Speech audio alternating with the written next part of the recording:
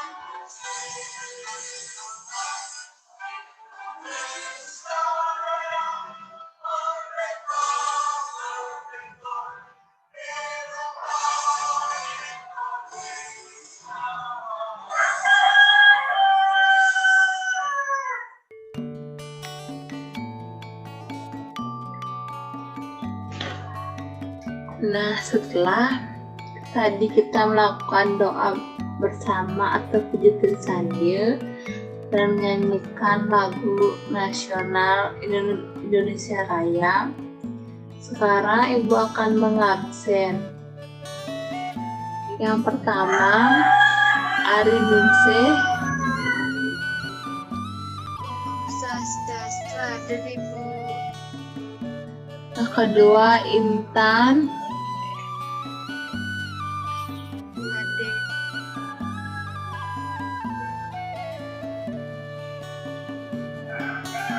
Baik, langsung saja Ibu akan menjelaskan materi tentang Sadripu. Sebelum itu, Ibu akan share screen terlebih dahulu. Apakah sudah kelihatan?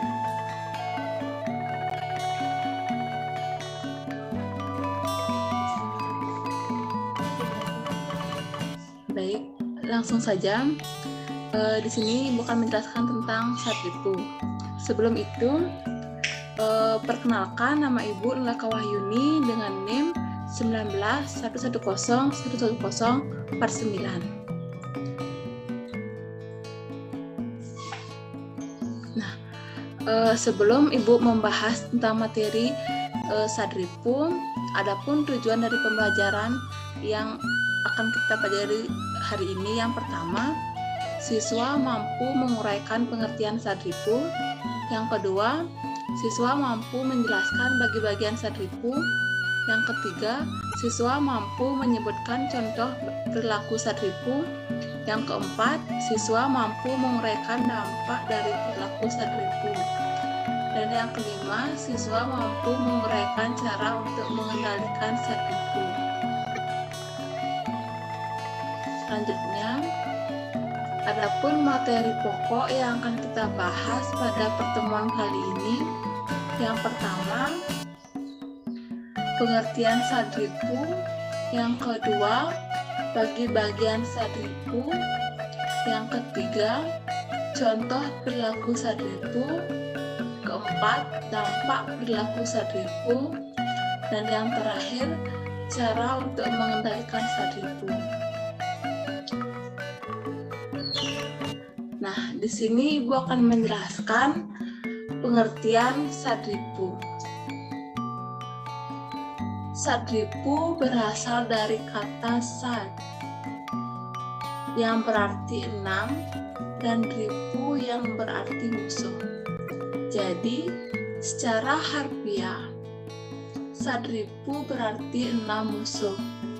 Musuh yang dimaksud adalah musuh yang berasal atau bersumber dari dalam diri manusia sendiri. 6 musuh pada setiap orang dapat memengaruhi perilaku seorang dalam kehidupannya, sebagaimana tercantum dalam Kekawin Ramayana bab 1 Wirama Slonce bait 4 sebagai berikut.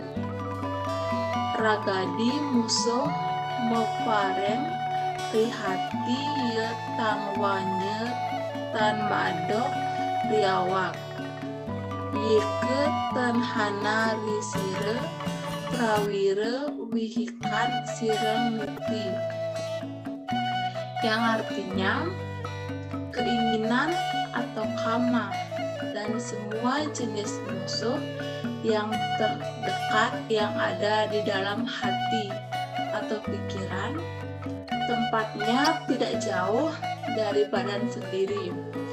Yang semacam itu ada dalam diri beliau atau dasarata. Sifat kesatria yang dimilikinya serta pintar dalam menjalankan pemerintahan. Musuh-musuh yang terdapat dalam diri manusia sangatlah berbahaya jika dipupuk dan dipelihara. Nah, itulah pengertian dari sadripu. Selanjutnya, bagi bagian sadripu.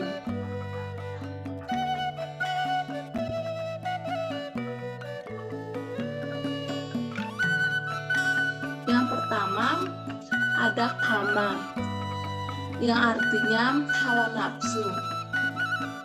Maksudnya adalah keinginan manusia yang selalu diikuti atau keinginan yang selalu dituruti. Kalau nafsu kita terhumbar tidak pernah puas, keinginan itu muncul tanpa mengenal ruang, tempat, dan waktu. Kalau nafsu itu dituruti sampai tua, bahkan sampai mati pun tidak akan puas, karena nafsu itu bagaikan api disiram dengan bahan bakar minyak. Semakin banyak disiram, semakin tambah besar apinya, sehingga menimbulkan bahaya yang besar. Demikian pula hanya dengan orang yang selalu menghumbar nafsu akan semakin sengsara dan menderita hidupnya. Oleh sebab itu, janganlah menuruti sifat-sifat kama dalam sadripu ini. Kendalikan diri dengan melaksanakan ajaran Trikaya Parisuddha. Ada juga kebenaran lain yang bisa kita andalkan untuk mengatasi kama atau hawa nafsu atau keinginan dengan kebutuhan. Keinginan itu boleh dipenuhi, boleh tidak. Dipenuhi apabila akan berdampak positif, tidak dipenuhi apabila akan berdampak negatif. Selanjutnya ada lobe, di mana lobe berasal dari kata lub yang berarti tamak, rakus, Rakus yang merupakan sifat tenang yang berlebihan dan tidak terkendali. Sifat yang selalu ingin dipuaskan. Sifat yang ingin mementingkan diri sendiri. Sifat-sifat seperti ini dimiliki oleh setiap orang. Apabila kemunculan sifat ini tidak dikendalikan dengan pengetahuan dharma, tidak memiliki rasa welas asih, tatuam asih, dan satya, maka lobe seperti ini akan menjadi musuh. Ia akan mendatangkan rasa benci, rasa cemburu, rasa dendam, sehingga menimbulkan rasa gelisah, kurang aman, dan was-was. Selanjutnya ada krode, di mana krode artinya marah. Orang yang dipengaruhi kemarahan dapat menjadi sumber dari penderitaan orang dan kesengsaraan. Krode muncul diawali oleh ketidakpuasan, rasa kecewa, rasa dendam, dan rasa terhina. Nah, krode sangat mempengaruhi konsentrasi, rasa kesadaran, dan merusak keseimbangan, serta kesucian batin. Krode yang tidak terkendali dapat memacu denyut jantung, merusak kerja syaraf, sehingga sulit untuk berpikir tenang dan rasional, membuat syaraf tegang. Bagian yang keempat ada moha. Moha adalah sifat bingung atau kebingungan. Kebingungan berasal dari pikiran yang tidak terkontrol. Kebingungan menyebabkan pikiran kalut. Jika pikiran kalut, pekerjaan yang kita kerjakan tidak akan sukses. Orang bingung, tidak tahu arah, tidak tahu yang mana benar, dan tidak tahu mana yang salah. Adapun cara menghilangkan kebingungan tersebut diantaranya dengan melakukan meditasi atau yoga. Selanjutnya ada made, di mana made adalah mabuk. Orang mabuk pikirannya tidak berfungsi secara baik. Akibatnya timbullah sifat-sifat angkuh, sombong, takabur, dan mengucapkan kata-kata yang menyakitkan hati orang lain. Contoh made ialah mabuk kekayaan, mabuk karena ketampanan. Mabuk juga dapat ditimbulkan karena minuman-minuman keras. Nah, kemabukan dalam pandangan agama Hindu banyak jenisnya. Adapun kemabukan dalam diri ada 7 jenisnya, yang lebih dikenal dengan sebutan Sapta Temira. Di antaranya, yang pertama Surupa, yang kedua Dana, yang ketiga Kulina, yang keempat Yawana, yang kelima Sura, keenam Guna, dan yang terakhir ada Kasura. Di mana Surupa artinya mabuk karena kecantikan atau ketampanan. Dana artinya mabuk karena kekayaan atau harta benda. Kulina artinya mabuk karena keturunan atau kebangsawanan. Yawana artinya mabuk karena keremajaan. Sura artinya mabuk karena minuman keras. Guna artinya mabuk karena kepandaian. Dan yang terakhir, Kasuram artinya mabuk karena keberanian. Nah, yang terakhir ada Matsarya, di mana Matsarya yang artinya iri hati dan dengki. Iri hati, cemburu, seringkali muncul akibat dari kekecewaan, ketidakpuasan, ketidakadilan, dan kegagalan dalam menghadapi suatu peristiwa. Di satu pihak, ada yang berhasil dengan mudah, sedangkan di pihak lain mengalami kegagalan dan hambatan, sehingga pihak yang gagal merasa kecewa. Kegagalan yang diakibatkan oleh ketidakadilan akan menimbulkan perasaan iri hati. Nah, itulah beberapa bagian dari Sadripu. Selanjutnya, contoh perilaku dari Sadripu. Nah, di mana perilaku Sadripu dalam diri jika dipupuk dengan sifat negatif akan menjadi musuh. Sedangkan jika dipupuk dengan sifat positif akan menjadi perilaku baik. Nah, contoh positifnya di mana berkeinginan membantu orang yang tidak mampu, berkeinginan berbagi dengan orang lain, berkeinginan mengajari adik-adiknya hal-hal yang positif, dan berkeinginan menjalin persaudaraan dengan orang lain. Contoh negatifnya, berkeinginan memiliki barang orang lain, menginginkan sesuatu di luar kemampuan sendiri, berkeinginan menyakiti teman, berkeinginan merusak barang milik orang lain, dan berkeinginan menyakiti binatang dan tumbuhan. Nah, itulah contoh dari perilaku kama. Selanjutnya, contoh dari perilaku loba.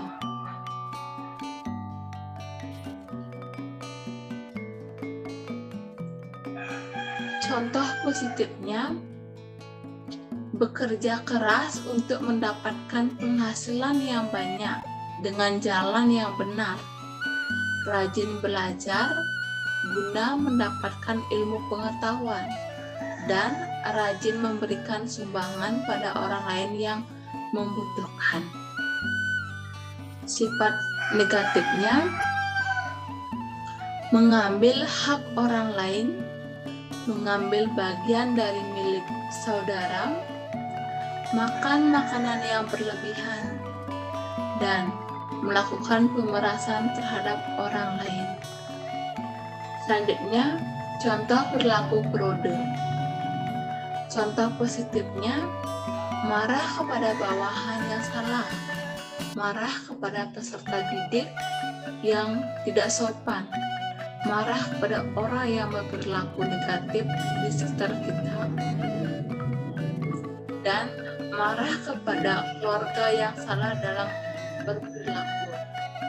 Contoh negatifnya,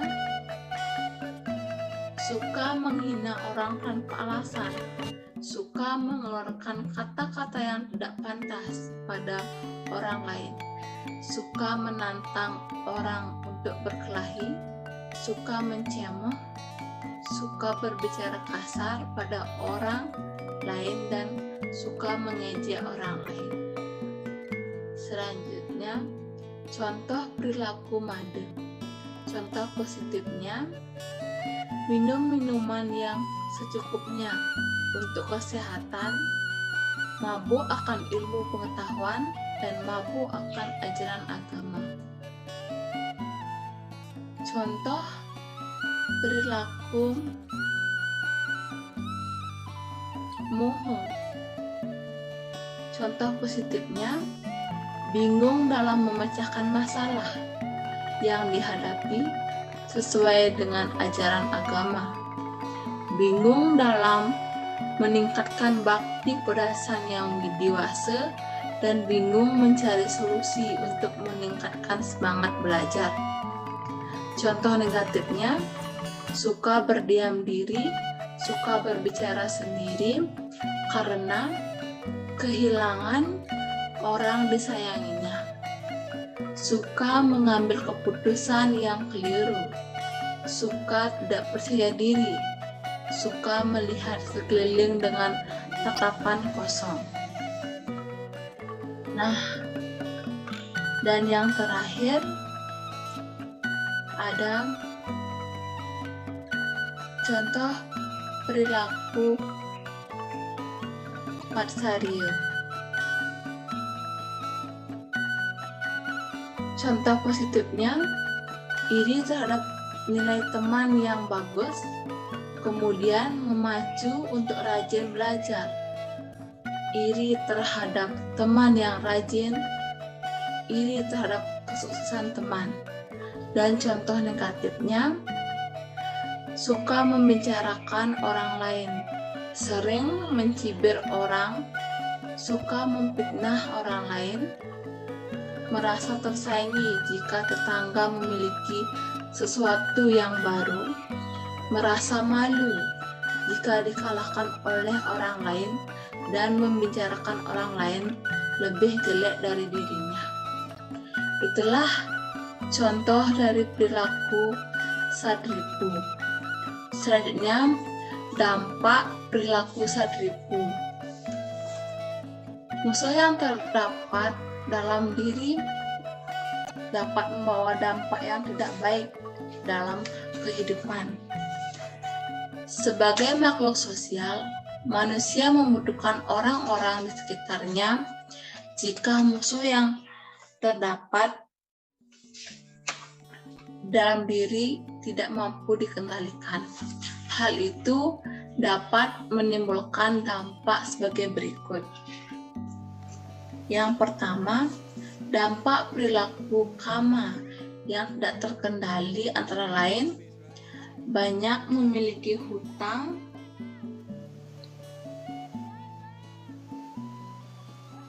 sehingga hidup tidak tenang. Banyak memiliki musuh, mendapatkan penyakit yang diakibatkan oleh perilaku buruk, tidak disukai oleh tetangga, keluarga tidak harmonis, dihukum penjara karena melakukan tindak kriminal.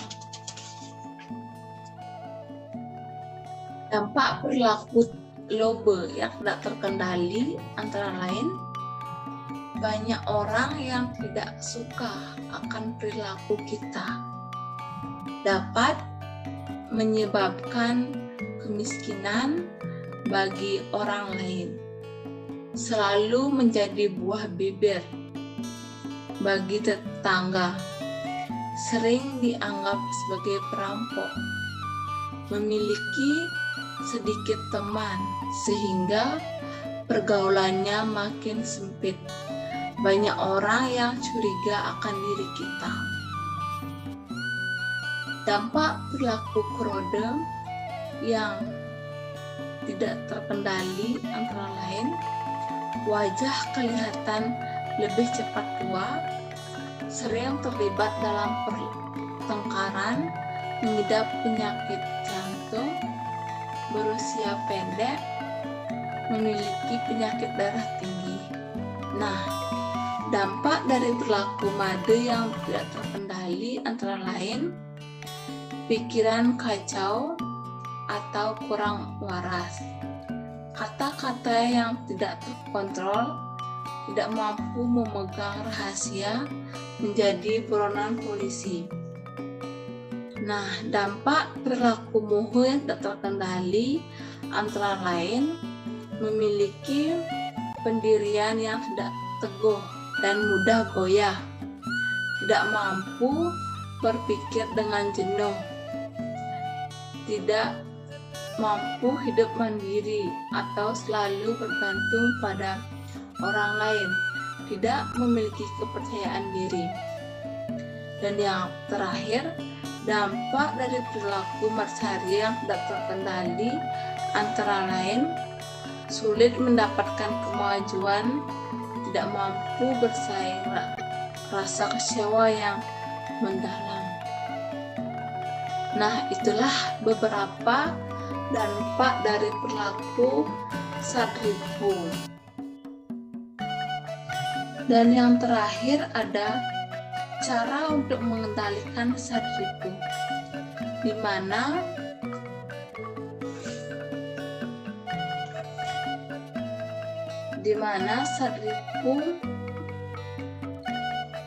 mana Sadripu dapat berakibat buruk, berbahaya bagi keselamatan, ketenangan, ketentraman, kesehatan, kebahagiaan, dan kecerdasan. Umat Hindu memiliki cara tersendiri untuk mengatasi Sadripu.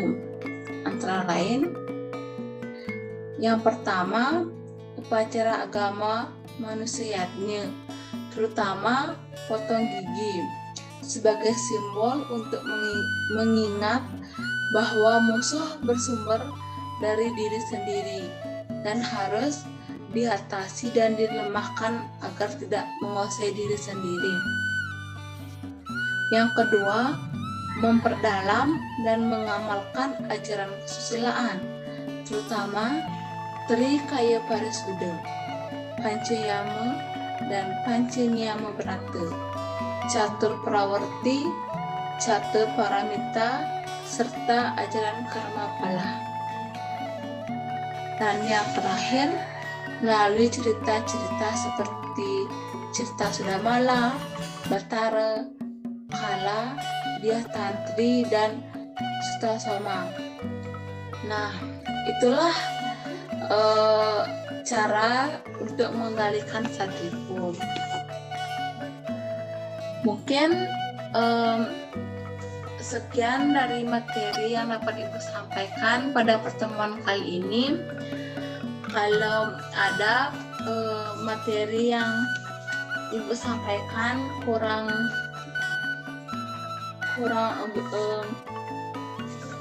bisa diterima atau belum dimengerti, bisa ditanyakan. Nah, untuk adik-adik, apakah ada yang ingin ditanyakan dari materi yang Ibu sampaikan? Om Swastiastu, Ibu. Ya, Om Swastiastu. Mohon izin bertanya, apa saja yang harus kita lakukan agar terhindar dari pengaruh Sadripu? Baik, di sini Ibu akan menjawab pertanyaan dari Arinesih.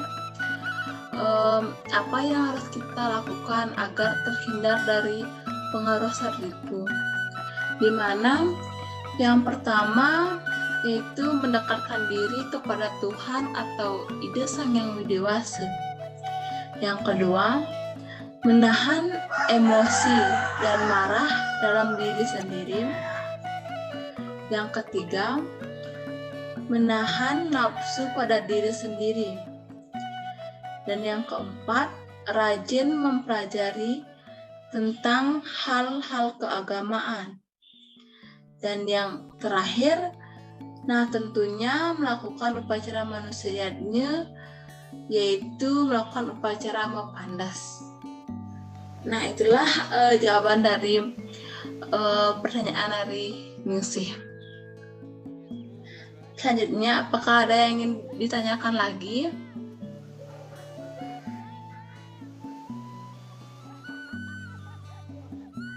Baik, kalau tidak ada yang ditanyakan, sekian yang dapat Ibu sampaikan pada pertemuan kali ini. Semoga adik-adik dapat memahami materi yang Ibu sampaikan.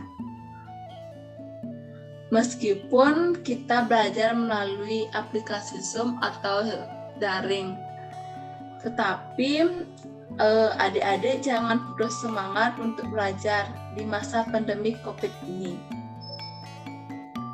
Nah, sebelum Ibu akhiri pertemuan kali ini, Ibu akan memberikan tugas untuk pertemuan minggu depan, yaitu untuk membuat makalah yang makalah tentang materi Sadripu. Membentuk kelompok dengan satu kelompok itu berisi 3 orang dan anggotanya itu diurutkan dari nomor absen 1 sampai seterusnya. Nah, tugasnya ini dikumpul paling lambat sebelum pertemuan minggu depan dan tugasnya ini dikumpul melalui aplikasi Google Classroom.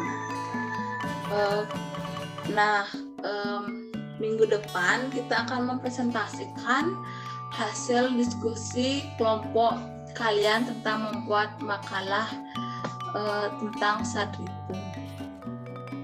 Nah,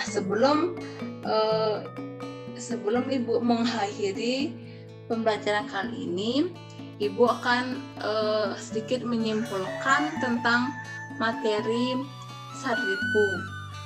Nah, di mana Sadripu berarti 6 musuh. Musuh yang dimaksud adalah musuh yang berasal dari bersumber dari dalam diri manusia sendiri. Adapun bagi-bagiannya, yang pertama kama, yang kedua lobe, yang ketiga krode, yang keempat mohe, kelima made, dan yang terakhir ada matsarya. Nah, perilaku Sadripu dalam diri jika dipupuk dengan sifat negatif akan menjadi musuh, sedangkan jika dipupuk dengan sifat positif akan menjadi perilaku baik. Musuh yang terdapat dalam diri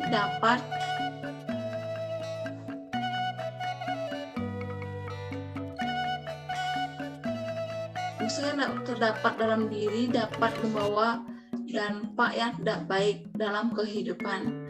Sebagai makhluk sosial, manusia membutuhkan orang-orang di sekitarnya. Jika musuh yang terdapat dalam diri tidak mampu dikendalikan, hal itu dapat menimbulkan dampak yang negatif. Salah satunya adalah mendapat hukuman penjara karena melakukan tindakan kriminal. Nah, Sadripu dapat berakibat buruk, berbahaya bagi keselamatan, ketenangan, ketentraman, kesehatan, kebahagiaan, dan kecerdasan. Umat Hindu memiliki cara tersendiri untuk mengatasi Sadripu. Di antaranya melakukan upacara manusia yagnya, yaitu potong gigi atau mempandas. Nah, kepada masyarakat khususnya umat beragama Hindu diharapkan agar berusaha untuk mengendalikan sifat-sifat Sadripu ini sesuai dengan ajaran agama. Nah, kepada para pelajar diharapkan agar lebih memahami tentang Sadripu, agar dapat memberitahukan kepada masyarakat luas dengan benar atau mampu memberikan dharma wacana. Nah, sekian yang dapat Ibu sampaikan pada pertemuan kali ini. Akhir kata, Ibu haturkan parame santi. Om Santi Santi Santi Om.